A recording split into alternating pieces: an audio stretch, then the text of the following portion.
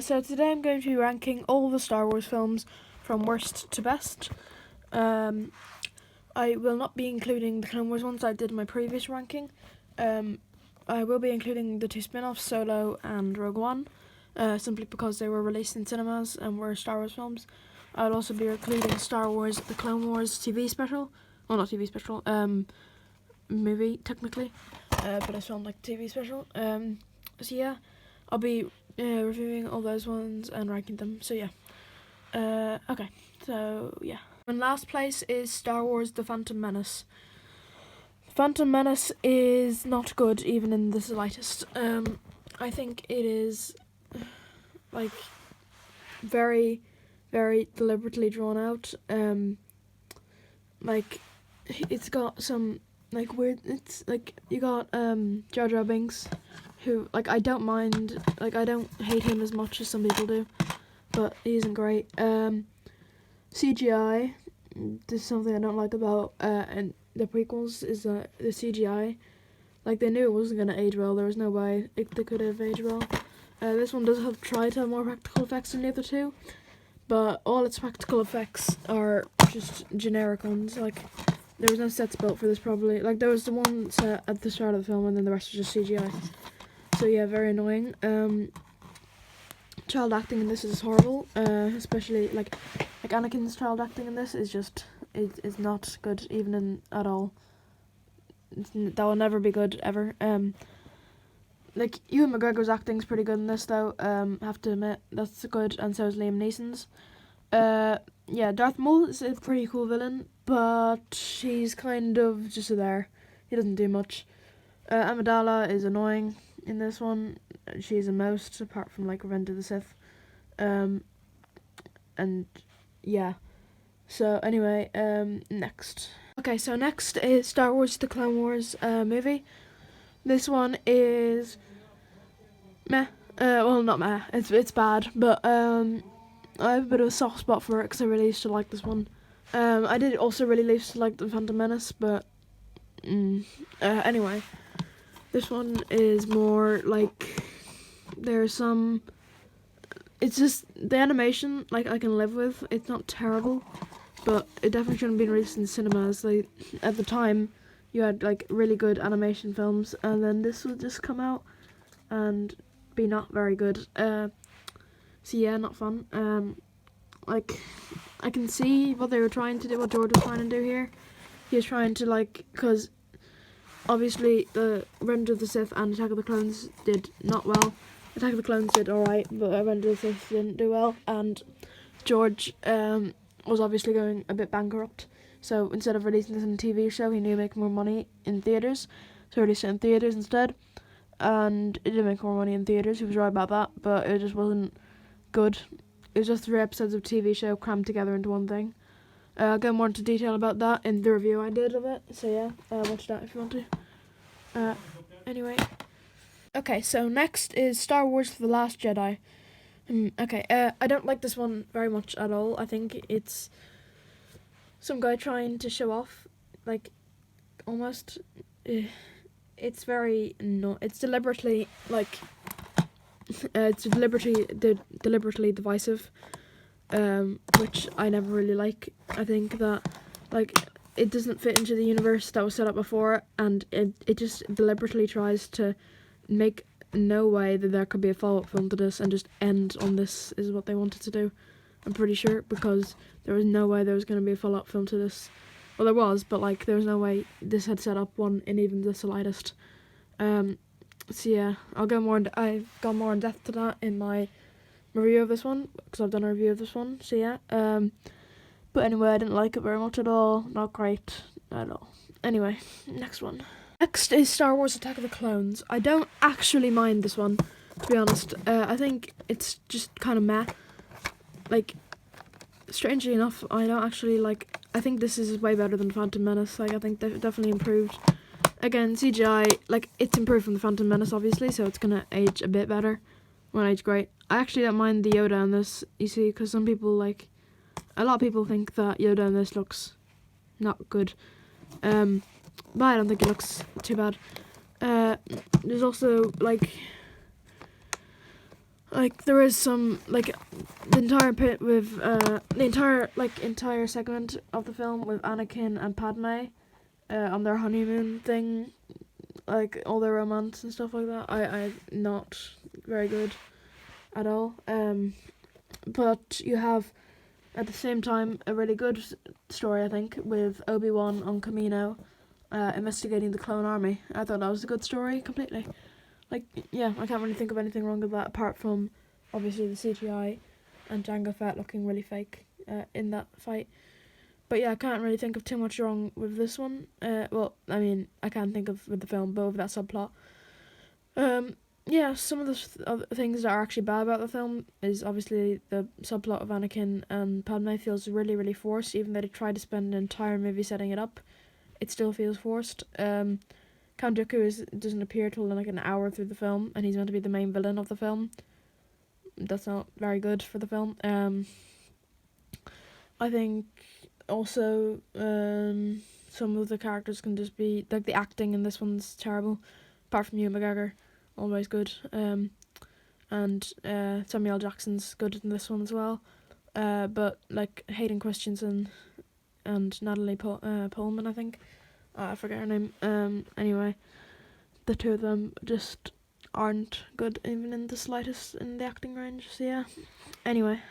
Okay, so next is Solo, a Star Wars story. This one isn't good. Well, like, it's better than the rest, obviously. But, like, it's very just money hungry, almost. And it feels like it was just pushed in at the last second to make money for Disney. So that they wouldn't have to make another main Star Wars one. So they could just be like, do this one, and then everyone would be okay with that. It wasn't very good, so obviously not everyone was okay with it. I didn't think it was as good as Rogue One, to be honest. Rogue One was quite good in my opinion. This one wasn't. It was very it just felt money hungry throughout the entire thing is my main like problem with it. Like it didn't feel like they tried to do a Western thing with it, but then The Mandalorian just went along and did that better. So there wasn't much point even trying to do Western with it, because The Mandalorian would just do that better anyway in the next few years. Obviously didn't know that at the time, but yeah. Also, this was meant to set up a trilogy, and I don't think that would ever have happened, even if this film did well. Like, I don't think anyone would care enough to set that up, even if Darth Maul's teaser at the end. I don't think anyone will care enough. Okay, so next is Star Wars The Force Awakens. This one is one of the ones I actually like, so we're getting into the ones I actually like now. I don't have much to say about this one, actually, strangely enough. The characters are good enough. Like, it is very A New Hope-y, but they kind of had to after the divisiveness of the prequel trilogies. And they should have done that with the second film too, but they didn't, and that's why it's third last on the list. Anyway, this one is good, I think. I enjoyed it enough. Like, it was a bit, like, not, like, incredible. It didn't make you think too much, and it was just there. Oh, that was pretty good. You got, like, I think Han Solo's death was really well executed. Kylo Ren's a cool character, and Driver's acting's really nice. Daisy Ridley's acting's meh. Not too into that. John Boyega's acting's nice.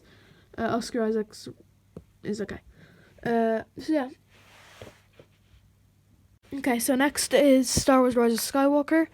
I used to like this one a lot more when it first came out, because it was obviously the big finale and all. I still think it's really good, but not to the level of the other films.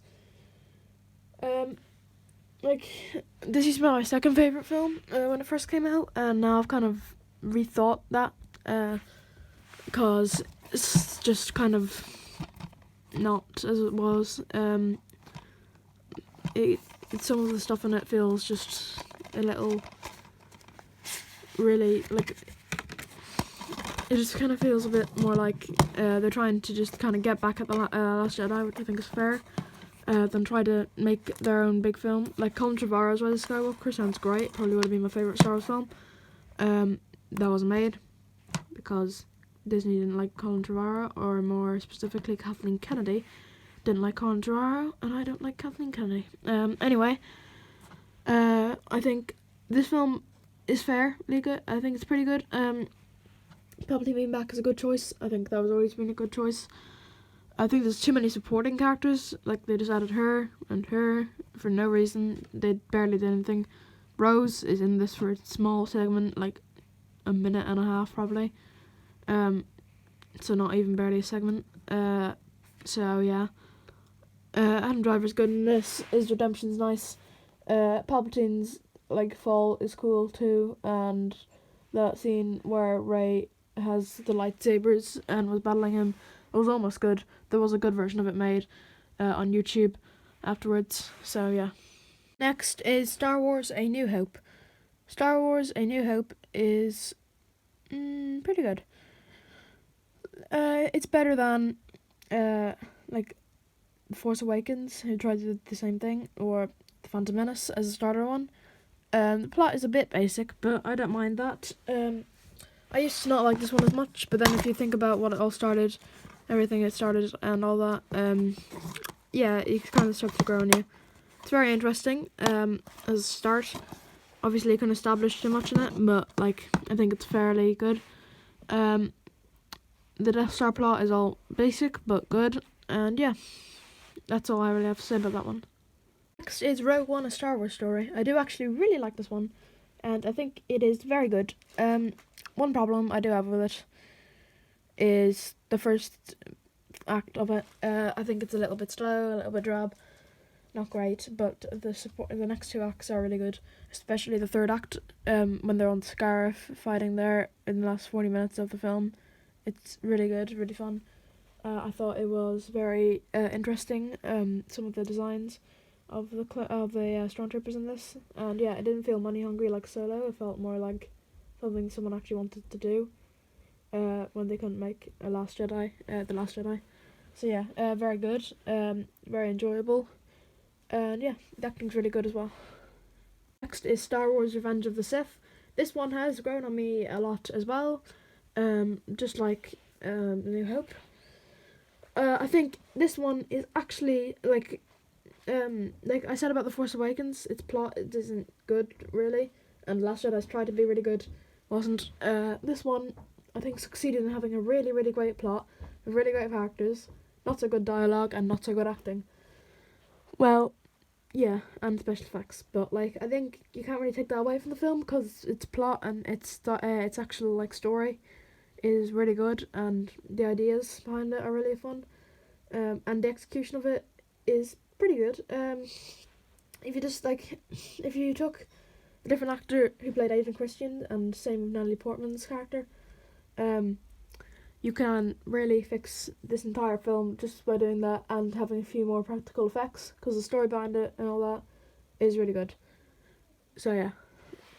Now in second place is Star Wars: The Empire Strikes Back.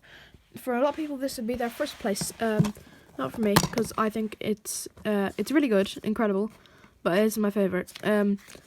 I love, like, this is another one that's a masterclass in plot, except the difference between this and Revenge of the Sith is that it was actually executed with good, like, results.